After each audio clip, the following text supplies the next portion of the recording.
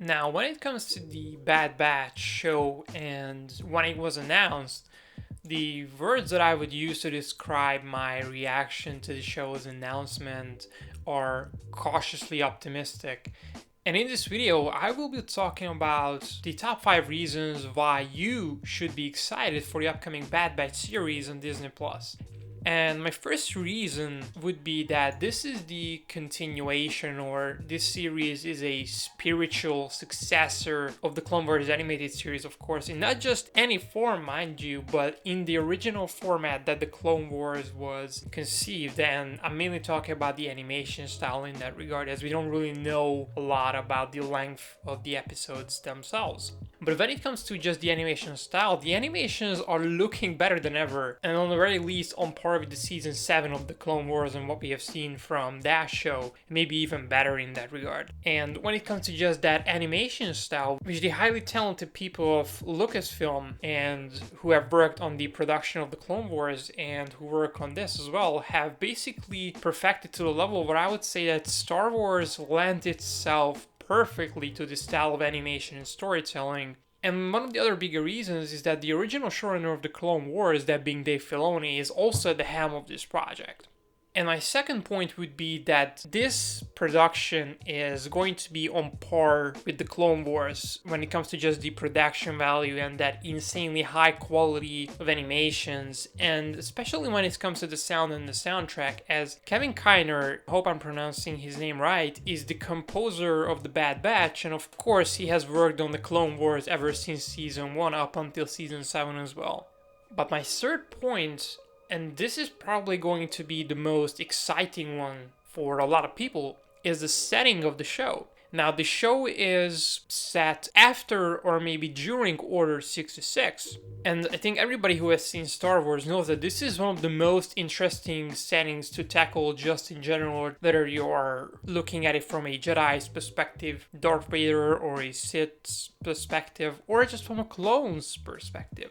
And of course, with the setting come a lot of familiar faces, such as Fennec Shand is returning for the show. We could potentially even see Boba Fett, Cad Bane, we are going to see Captain Rex and Saw Gerrera as well. Or we could even see some surprise cameos such as Obi-Wan Kenobi, Ahsoka Tano maybe, or Darth Vader just hunting down the remaining Jedi Knights or etc. But we would only get these kind of cameos if they make sense within the context of the story itself.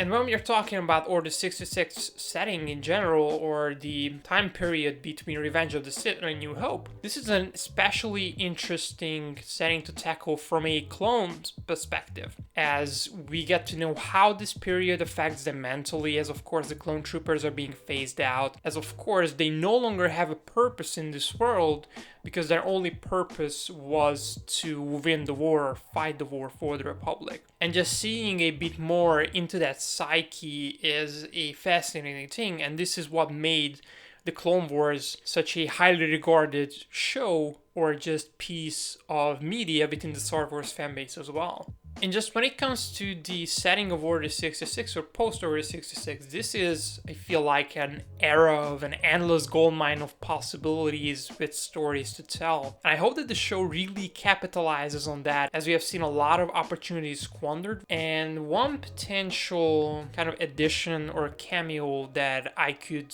be seeing in this show is the Bad Batch meeting up with a young Cal Kestis and Bracca from, of course, Jedi Fallen Order, and this could further set up the character or just build the character of Cal Kestis within not just the video game realm, but also the live action or animation style realm as well.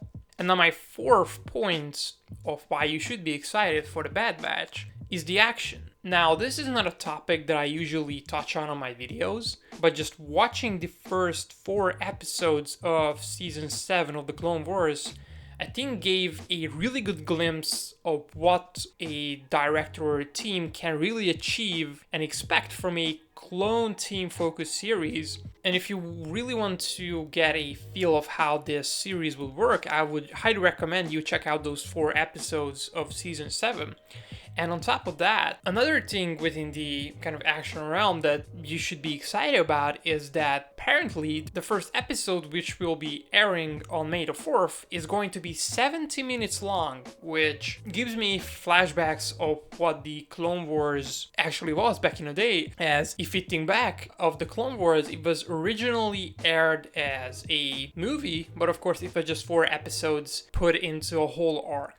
But my fifth reason is I really feel like that this series is going to be the spiritual sequel or successor to the Republic Commando video game. Now, of course, we never really got, for some reason, I don't know why, a follow-up to the Republic Commando video game, even though the game ends on a huge cliffhanger. And of course, I'm not counting the books here, because if you want to get a glimpse of the story or just to read the story for yourself, you can do that. Those are really good books. But we never really got that Republic Commando to Imperial Commando. And I feel like that this series could just potentially fill up that void and that hole, and to be the sequel to kind of Republic Commando in a sense. And I feel like that this show will live up to the level of the game. Of course, it's in a different medium, but I really hope that this show will live up to the level of the game and the fan love that the game actually had.